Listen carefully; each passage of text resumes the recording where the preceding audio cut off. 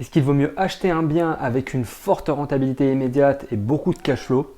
Ou alors est-ce qu'il vaut mieux acheter un bien avec pas forcément beaucoup de rentabilité dans l'immédiat, mais avec une grosse plus-value future? La réponse dans cette vidéo.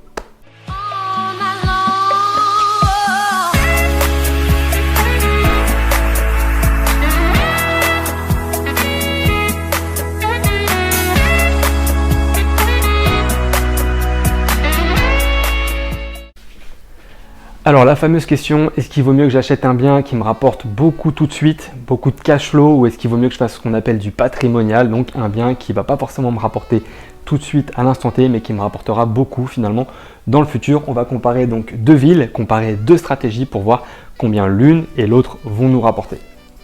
On prend donc maintenant l'exemple de Roubaix. On part toujours sur un investissement à 120 000 euros, comme je l'avais fait dans mes précédentes vidéos, pour que ce soit plus simple. Alors avec 120 000 euros à Roubaix, je vais pouvoir acheter un petit immeuble de rapport.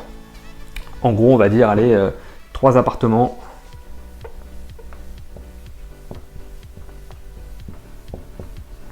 Qui va me générer, on l'a déjà dit, 1 000 euros de loyer.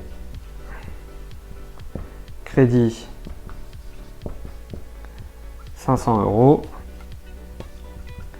Et si je retire toutes mes charges, etc., les impôts locaux, les taxes foncières, bref, je retire tout ce qu'il va y avoir autour, on va dire que je dégage un cash flow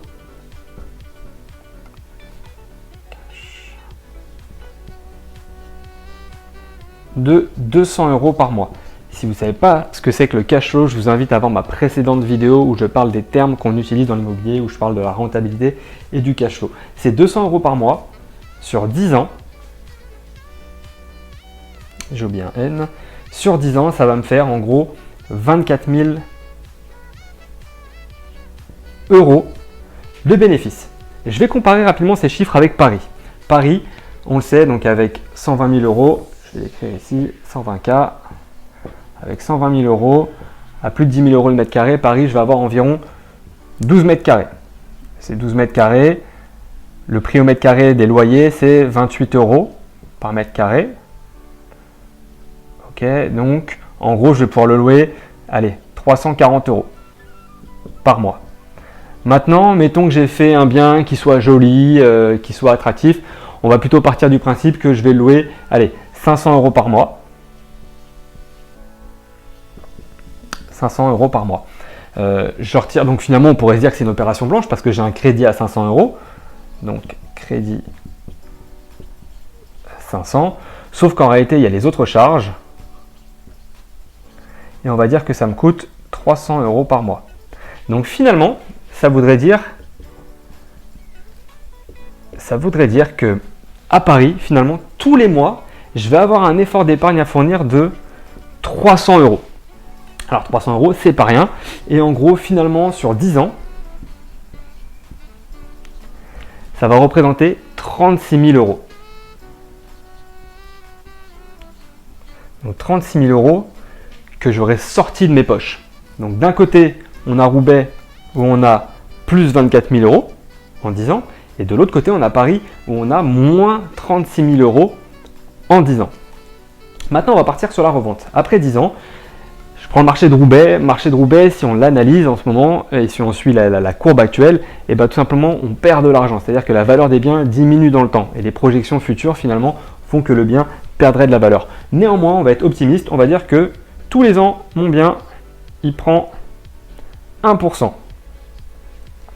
Ça veut dire que mon bien, en gros, je le revendrai environ 132 500 euros.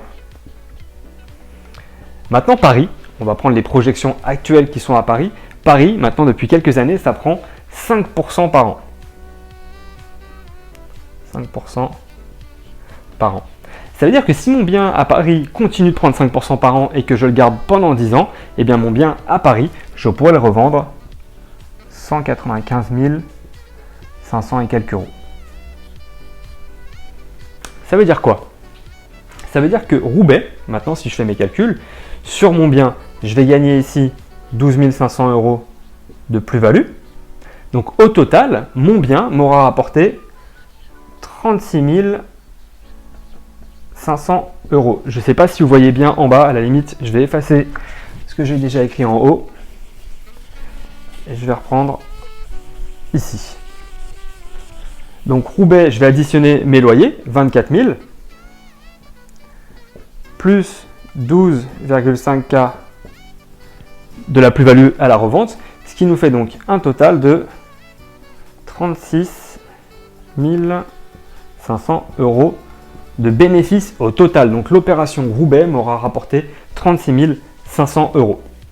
Maintenant, on va reprendre Paris. Paris, donc on l'a vu. Je vais de nouveau effacer ce qu'on avait ici.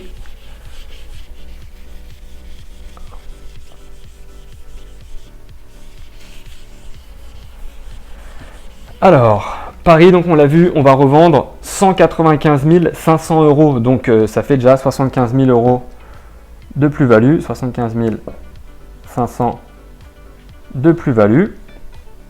Je vais retirer donc mes 36 000 € sur lesquels, donc je le répète, j'avais perdu de l'argent. Et ce qui fait que finalement, Paris, j'ai une opération qui m'a rapporté donc 39 500 € sur 10 ans. Donc finalement, vous voyez, quand on analyse, on se rend compte que l'opération parisienne, ok, elle nous coûte de l'argent tous les mois, mais sur du long terme, finalement, cet argent, on le récupère et on arrive finalement même à avoir plus que ce qu'on avait avec Roubaix. Donc encore une fois, l'idée, c'est de pouvoir définir une stratégie. Qu'est-ce que je veux faire? Est-ce que j'ai besoin d'argent tout de suite ou est-ce que je vise sur du long terme? Moi, personnellement, j'ai envie d'avoir un peu les deux stratégies, d'avoir des biens qui me rapportent tout de suite pour pouvoir continuer à emprunter, comme j'avais expliqué dans ma première vidéo, le fait de dégager un cash flow positif pour la banque, je gagnerai plus et elle me suivra pour mes prochains biens. Mais pour se diversifier et finalement pour préparer là aussi le futur, d'avoir des biens comme ça finalement qui peuvent nous rapporter davantage d'argent. C'est un peu le cas comme l'appartement dans lequel je suis ici. Là aussi, j'en avais parlé dans ma vidéo, c'est un appartement sur lequel je peux faire déjà une plus-value tout de suite. Mais là aussi, si j'attendais 10 ans, et potentiellement ma plus-value serait encore plus importante. Donc voilà, prenez bien ça en compte, analysez évidemment toutes ces choses-là. Quand vous achetez un bien, analysez évidemment les données sur les 10 dernières années et les perspectives à venir, comme on a pu le faire là. Et puis comme ça, vous pourrez donc calculer finalement combien votre bien vous rapportera et combien il vous coûtera à un instant T. Voilà, j'espère que vous avez compris les principes de cette vidéo et je vous dis à bientôt pour une prochaine vidéo.